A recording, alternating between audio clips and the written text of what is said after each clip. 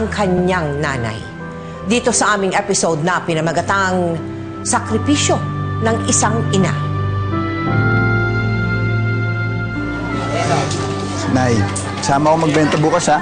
Aba, syempre naman, ikaw ang swerte ko sa pagtitinde. Kaya ikaw ang gusto kong kasama palagi.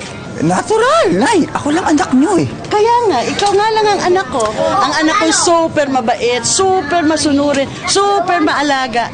Kaya, ikaw lang ang gusto ko makasama kasi hindi mo ko iiwan. Naku, Nay, paano ako mag-aasawa niyan? Bakit mo iniisip ang pag-aasawa? Ang bata-bata mo pa. Dapat tapusin mo yung pag-aaral mo. Opo, para sa'yo. Siyempre. Mag-graduate na ako, bibilang kita ng malaking mansyon. Talaga? Oo, 3 maid natin para wala ka nang gawin. Lahat gagawin ko para sa'yo, Nay. Naku, baka naman tamarin ako. Okay na okay na. Okay. Oh, Nakaubos ka na naman ng paninda mo, ah. siyempre, kasama ko itong swerte ko eh. Bukas, anong merienda mo? Turon na may langka. Bibili kayo, ha? Siyempre. Oo naman, basta ba may pre-taste? Ikaw naman, oh, libreng tikim ka na naman. Oh, sige. Oh,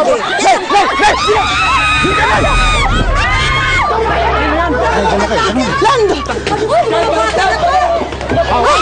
Tabi po kayo, awan! Tabi kayo, tabi! Ano ba to? Halika na! Halika na! Umuwi na tayo!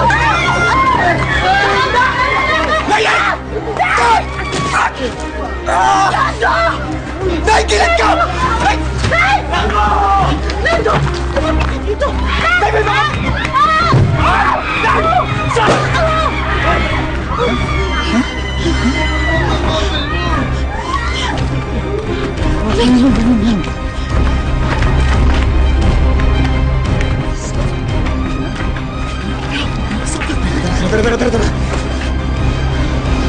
Dahil sa lugar na kanyang kinalakihan, bata pa lang ay mulat na sa kahirapan at karahasan si Lando.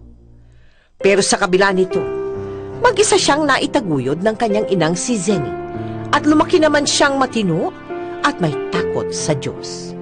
Dahil siya ay nag-iisang anak, tutok na tutok si Zenny sa pag-aalaga kay Lando.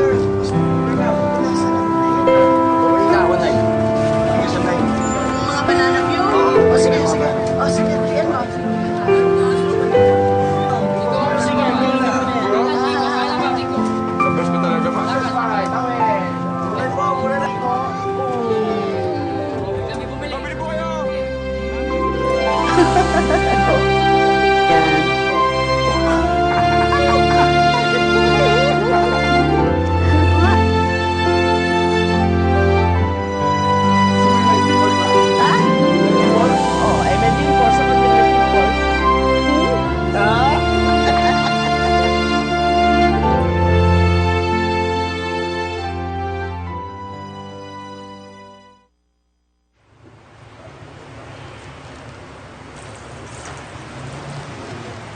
Nay, pasok na po ako.